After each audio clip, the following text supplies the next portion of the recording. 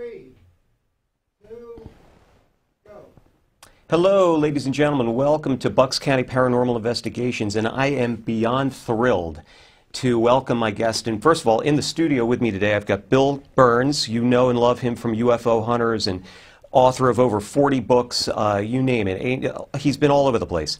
And then we've got the wonderful Kathleen Marden. She is the niece of Betty and Barney Hill. And that's what we're going to talk about today. We're going to talk about the Betty and Barney Hill UFO abduction incident, one of the very first, the first UFO abduction on record. And we're going to talk about Kathy's book, Captured, which is absolutely phenomenal. So, Kathleen, thank you so much for being here. My pleasure. We've got you on Skype, and you're up in New Hampshire? Not any longer. No. I lived in Florida for 9 years. Ah, lucky you.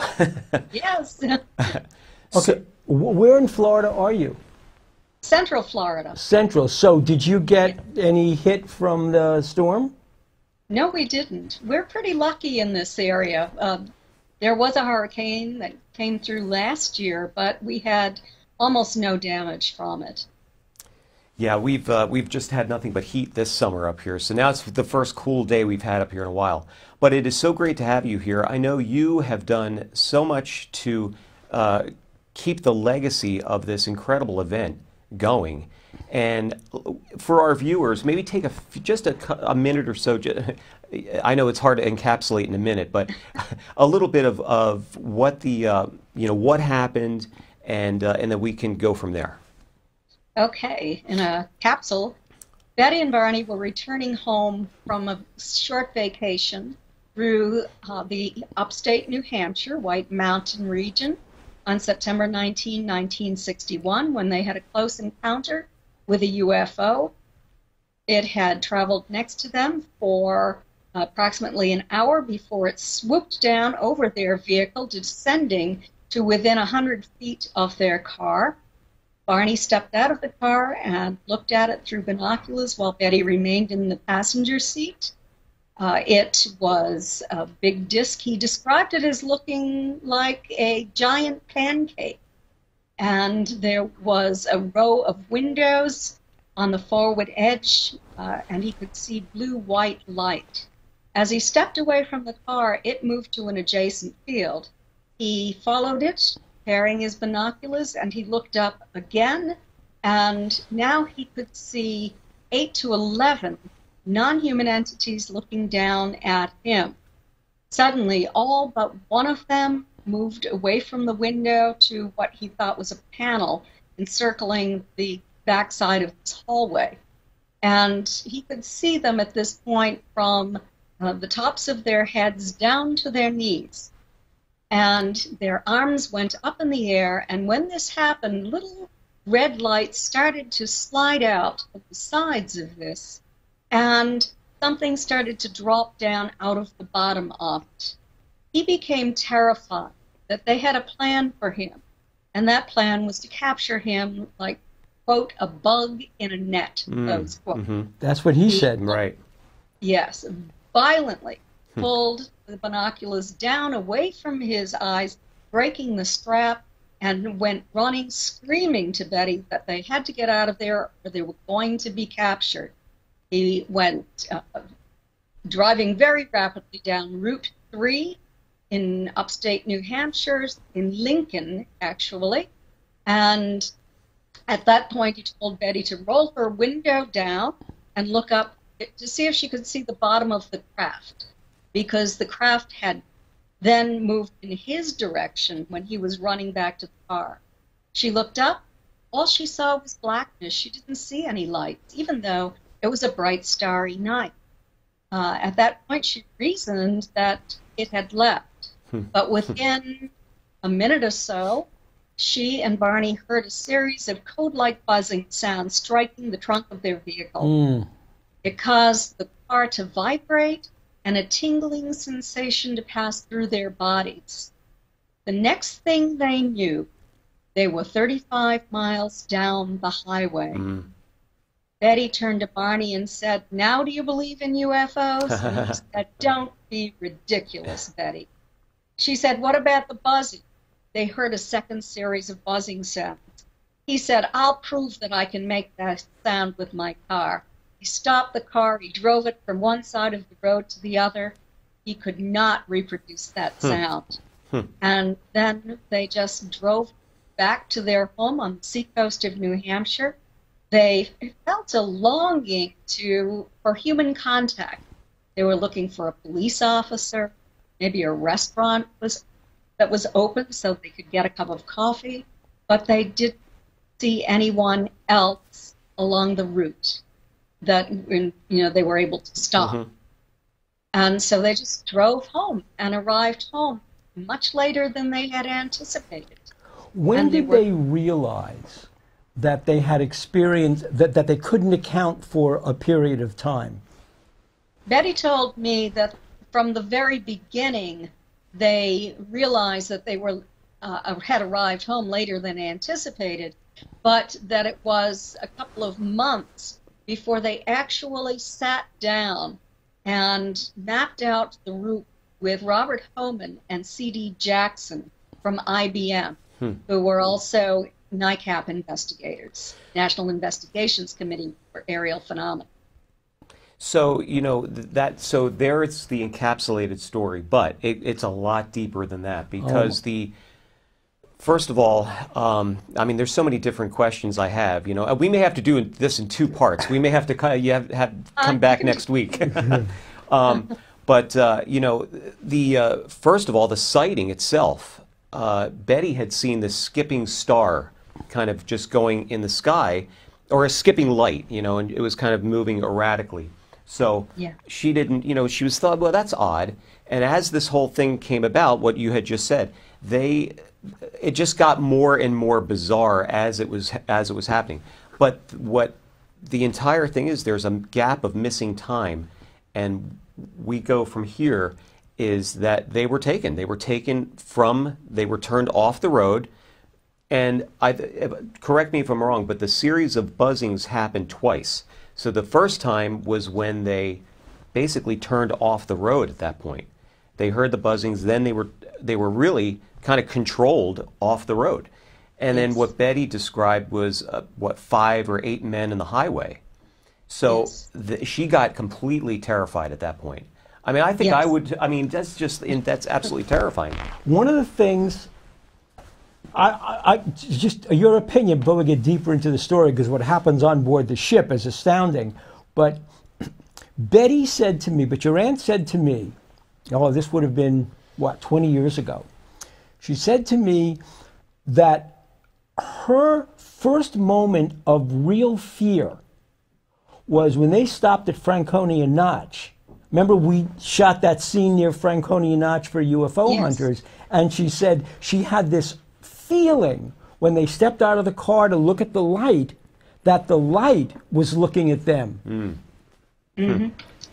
Yes, that was at the Old Man of the Mountain. Right, which is not there anymore. That fell. I think I know. Right. And Kathy, this is going to be wild for you too. So I'm a jazz musician, so we often perform up in New Hampshire, and we perform in Lincoln at a Gene's Playhouse in Lincoln. So I'm often on that route, and so something's always bringing me back to the Betty and Barney Hill story all the time. This has just been like from a very young age. And did you know that if you go to my website at kathleen-marden.com, there is a self-guided tour which tells you where to go, what you will see, and what Betty and Barney saw every step along the way at that close encounter site, all the way to the abduction site. Wow. Well, we're going to make sure that everybody knows where that's at. That's right. So and for folks looking at fall foliage up in New Hampshire and in New England, absolutely take a trip to that area, to Lincoln. So cool. Tell us about, so now Betty and Barney, and of course we'll talk about the dress, but Betty and Barney are physically dragged towards that ramp that how would you describe it, that came down from the ship? Well, under hypnosis, Barney said that his eyes were closed, his arms were outstretched and forward. He could feel that he was being supported under his armpits, But at the same time, he felt as if he were floating, and only the toes of his shoes were bumping along the rocks. He could feel that happen, and then he could feel the smooth incline as he was taken up toward the craft, and then his feet bumped along a raised surface as he was taken into the craft itself. And I find it it's wild too that after they got home, his shoes were scuffed. Yeah, oh my God, the physical evidence. Just the physical evidence alone. I mean, was... Kathleen can walk us through the physical evidence because when all the barrage of debunking starts, what the debunkers never look at is the physical trace evidence. And this not just in this case, but in every single case that I've studied, including Roswell. Nobody bothers to look at who is debunking this, looks at the physical trace evidence. Here's the other thing, too. This happened in 1961. Right. They didn't really come forward with anything, really, for a couple of years after that. Well, they didn't come forward on their own anyway. Right. It was brought to the public as the result of a violation of confidentiality. They were willing to talk to, they talked to the Air Force, initially right away. They talked to scientists, they talked to the NICAP. Which they got no answers from. UFO investigators. They talked to the family. We all knew what had happened, but we were sworn to secrecy. They told their friends, and they told some members of their church. But they didn't want to go public with that story. And John Luttrell... And they were two very well-respected people in the community as well. So we have to say absolutely. that they were members of their community. But when you look at the time period, this is 1961. Interracial marriages. Barney was African American, Betty was Caucasian, and in the United States, in certain parts of the country, interracial marriage was prohibited by law. In fact, that restriction in, for example, Virginia, that restriction wasn't really struck down by the Supreme Court until 1968 in Loving versus Virginia, a seminal case in the United States, one of the last vestiges striking down racial discrimination, de jure racial discrimination in the United States. And so, of course, Betty and Barney didn't want to go public with this. I mean, first of all, it's a UFO. Second of all, nobody would believe them. Third of all, it's totally supernatural. And third of all, why would they want to be public figures at a time when interracial marriage was illegal in half the country? Absolutely. And then then Betty started having dreams, started having nightmares. She had a total of 5 dreams. They occurred just before she woke up in the morning. And she thought that there might be some significance to them. She wrote them down, and she talked to her supervisor at the welfare department about her dreams. This was a woman from the state office. And she told her that perhaps they held some significance. So it was good that I was able to have a copy of her dreams when I was writing Captured, because it really helped in my comparative analysis of Betty's and Barney's separate statements under hypnosis, with amnesia reinstated at the end of each session, to determine whether or not Betty only relived her dreams and that Barney absorbed information from her dreams. I discovered that that simply was not true. Exactly. And the other thing, this is what's also amazing, is that they described what everyone now describes as what the Greys look like. Exactly. No one knew what they looked like back in 1961. No one was describing them at all. Except, and this is one of the fascinating things that Benjamin Simon thought, correct me if I'm wrong, right about that time, 1961, The Outer Limits was starting to make its impression.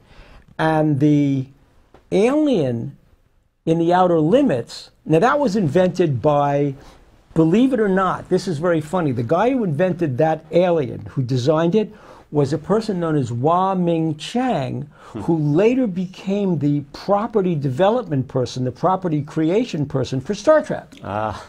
And so at first, Benjamin Simon thought maybe Betty had seen something on television, subconsciously or communicated it to Barney, and hence it turned out, but that wasn't the case. That was not the case. Betty said that, first of all, Barney was working nights, and she had no interest in watching that type of television show. She was active in the community. She had a lot of friends, and she would spend her evenings doing something else. She definitely would not watch that type of television show. You know, something tells me we're going to have to do a part 2 of this, because we're already like, we only have 11 minutes No, here. well, But, but here's the critical stuff. So how soon, let's get to some details. How soon after the incident, I mean, Betty, your aunt spoke to you the next morning, and your father and your mother and your family the next morning. So you knew as a teenager what had transpired, correct? Yes, it was the next afternoon. I had arrived home from school, and my mother was on the phone with Betty. My father hadn't arrived home from work yet, but as soon as he did, he found out what had happened to Betty and Barney as well. So we knew immediately. Within a couple of days, we drove down to their home, and where I was witness to the evidence. So you saw the dress. Yes, absolutely. Had the I saw pink spots come up yet when you saw the dress? Pardon me? Had the pink spots come up yet? No, the dress was just torn. Mm-hmm. And she didn't know how it was torn. The shoes were scraped, the binocular strap was broken, the watches that were running that night never ran again, and there were shiny spots on the trunk of the vehicle that had not been there, and there was a magnetic field around those spots. That's what I wanted to ask you about the car. So you just established that, because I wasn't sure how quickly after the event you noticed the magnetic field in the spots on the car. That was immediate. That was on the day they arrived home. The other intriguing part of this whole thing is when Betty's inside the ship, she's shown a star map. And I know maybe we're getting ahead of ourselves. Yeah, we here, are, because but I don't want to get ahead of no, ourselves. Because that could here's be what for I part want to do. Here's what I want to do. One of the things that interested me, and you explained it before, you've explained it at your presentations, but I think for the audience, is the transition from trying to reconcile what happened the night before to finding their way to Dr. Simon. Could you walk us through that briefly? Yes. Immediately after the incident occurred, Betty had an interest in attempting to discover exactly what had happened. That's why she called my mother. Our neighbor was a nuclear physicist, and she wanted information from him. And she did as much as she could to find out. She was obsessed with determining exactly what had happened and what was known about it. However, Barney is the one who observed the non-humans on the craft. He's the one who felt threatened. Betty had no conscious recall of that. She was seated in the car. Mm-hmm. And Barney suffered post-traumatic stress disorder as a result of that. It was called conversion hysteria then. Mm-hmm. And he was made his way to Dr. Simon because he ended up having to take a leave of absence from work. He developed bleeding ulcers. He was not able to sleep. He was just haunted by this experience. And so eventually he was referred to Dr. Simon because he specialized in using deep trance hypnosis to resolve physiological problems that had a psychological and emotional cause. Well, I know from what Betty said was that Barney had developed a rash or raised bruises or pimples around his genital area, and he couldn't figure out why. I mean, nobody knew. Nothing had happened to him that he could remember, and yet he's dealing with that. So they went to a regular physician, regular physician, yes, who couldn't figure out why. But when They were he was in perfect therapy circle. with Benjamin Simon, the whole thing made sense. Yes, absolutely. And he and Dr. Simon spoke about that. I have the hypnosis session tapes where they are speaking about that, and it was not genital warts, as the Right. debunkers have said. Right. In, Yeah. in fact, what they did was, on board the craft, they tried to extract seminal fluid from him. And it Yes, was the they- device itself that caused the problems with the skin around his genital area. That's correct. So going back, let's say we're going back now to, the hypnosis sessions start. So they're starting in around what's 1963, 64? No.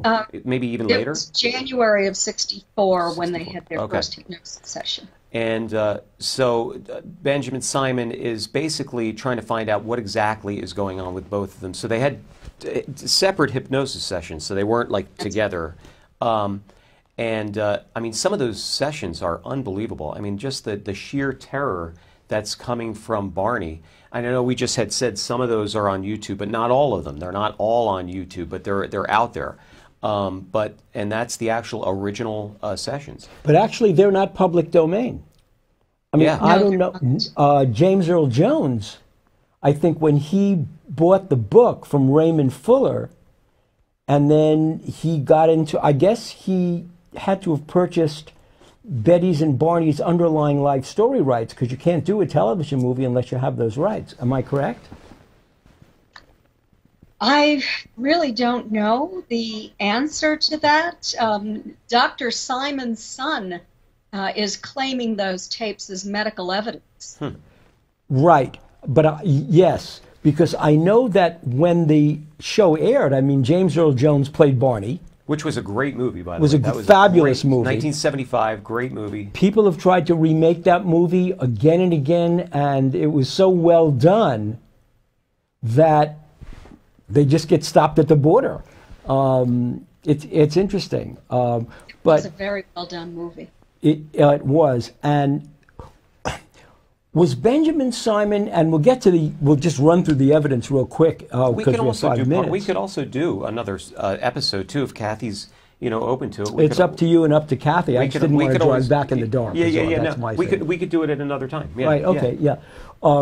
So let's talk about the evidence, because the debunkers came at Betty and Barney, and let's just walk right through, Kathy. Let's go ahead.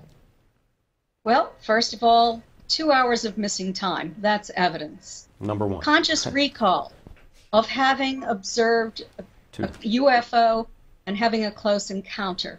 12 to 14 witnesses to that UFO 30. in that time frame on that night, as discovered by John Luttrell, the newspaper reporter, who broke their story as the result of a violation of confidentiality.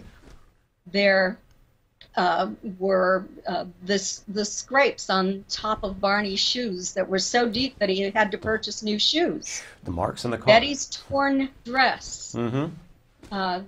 Then the dress had a white powdery substance, or a pink powdery Pink substance powdery substance, right? on it, and degraded the fiber of the dress. That has been examined in 6 separate scientific laboratories, always with anomalous results. And the funny part about, and the intriguing part about that is I was there when Dr. Budinger, who had the dress, Yes. we tested it chemically, and bingo, organic compounds. It was organic. Yes. She couldn't identify what the source was, but you knew that it was organic. Yes. It's interesting that the scientists speculate it might be some sort of fungus that grew there. But also the dog developed a fungus infection on her skin Yes. immediately after that experience. To go on to other evidence, 2 radar reports, one from Pease Air Force Base, one from the North Concord, Vermont Air Station that night. The spots on the trunk of the vehicle, magnetic field around the trunk of the vehicle, Barney's post-traumatic stress disorder. And Have I hit then, all? Bill. and then you're getting into the whole realm of what Betty told Dr. Simon about what she saw on the craft that later turned out to be true, which was Zeta Reticuli and the whole Gliese catalog confirmation. Yes, there was the star map, and there were also symbols that she reproduced for me in the year 2000. There was a symbol study done by Dr. Don C. Donderi, Dr. Stewart Appel, and Bud Hopkins was involved in this too. Betty's symbols were very similar to the symbols that abductees had been sketching since 1975 that had been kept in New York City in a file cabinet and not shown to Betty or anyone else. And Betty was also given a book on board, and it was going to be her proof of this event happened. So then at the last minute, when they're getting ready to leave the ship, and I know I'm going ahead of the schedule here. No, go ahead. But the entity took the book away and said, we can't give this to you. And Betty was really, really upset. She was at the point of tears, upset about this, because that would be her proof. Yes. And that's the book that contained the symbols, which was more like a tablet. But she remembered those symbols, and that, yes. And then the star map is just so. Years later, they wound up finding that the star map matched up with a constellation of Zeta Reticuli in the solar system. So remarkable. It was just unbelievable. So you've got all of this evidence. It just goes on and on and on. And I will tell you the biggest thing when Betty revealed that, because we were sitting at a MUFON conference, and Betty's talking about the map. And I said, but you mentioned they talked about trade routes. And Betty said, yes. And I said, I have to tell you, that is the most astounding thing to me, that it's not just that they were extraterrestrials, but they had trade routes. I mean, it's Zeta Reticuli was an ongoing series of civilizations with commerce among the various planets. And that's what the head person revealed to Betty. Yes, and our son was on that map. Amazing. So, Kathleen, this is unbelievable. I mean, we're definitely going to have to do a part 2. Because, maybe you could come back with us. We could try to do something maybe next week or something next, in the next couple of weeks, whatever your schedule allows. I know you're traveling, but whenever you can do it, we'd love to do it. I'm free next week, so we could do it Let's try to set it up. That would be great. Ladies and gentlemen, I got to tell you, this has been a thrill for me, not only having Kathleen, but Bill in the studio here. I mean, this story has been handed down generation after generation, and to be talking with the niece of Betty Hill is just like a dream come true for me. And eyewitness to something that happened over almost 60 years ago. Check out... Remembering this like it's last night. And look for Kathleen's book, Captured, the Barney and Betty Hill Incident. Unbelievable book. You can get it anywhere, right? Anywhere. So check this out. It's a great book. It'll fill you in. It'll fill a lot of the gaps in that we did today. But we got part 2 coming up. So, Kathleen, thank you so much from sunny Florida. Thank you for having me. Enjoy. Stay dry. We'll talk next week. Thank you, Kathy. Okay. Thanks so much. Well, thanks a lot, everybody, and have a great night. Thank you. Cut. Well, it's great. Natural, man. Thank you. Just okay. Kathleen, we'll talk soon, Kathy. Okay. Kathleen, thank you so much, Kathy.